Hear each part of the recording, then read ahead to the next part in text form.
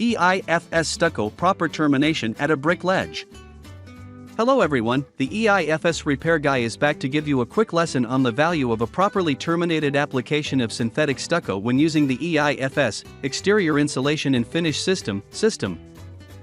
What the heck is the EIFS Repair Guy talking about?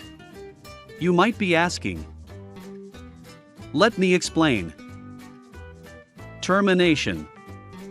It's crucial to ensure that synthetic stucco is appropriately terminated at a brick or stone ledge when applying it to a building's facade. This calls for using weep holes, drip edges on starting tracks, and adequate flashing. However, there's still more. In order to adhere the track and flashing to the substrate, you should additionally employ a liquid moisture barrier. Why then is all of this so crucial? Let me tell you, though. First off, by using this process, any moisture that manages to get inside the system will be able to do so without causing any harm. Consider the possibility that moisture trapped behind the stucco could result in damage, mold, and other issues like deterioration. You may enable the moisture to escape and avoid these problems by installing adequate flashing and weep holes. Protecting below the stucco. However, protecting the stucco is not the only concern.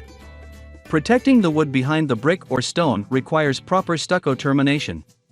Water can damage the wood and cause a variety of issues if it is allowed to run behind the brick or stone. You can stop water from flowing under the brick or stone and safeguard the wood from any damage by applying a liquid moisture barrier to seal the track and flashing to the substrate. In conclusion, so there you go, everything. In an application of synthetic EIFS stucco, proper stucco termination is essential. It assists in preventing water damage to the wood behind the brick or stone in addition to the stucco itself. To guarantee the effectiveness of your application of synthetic stucco, be sure to follow these instructions.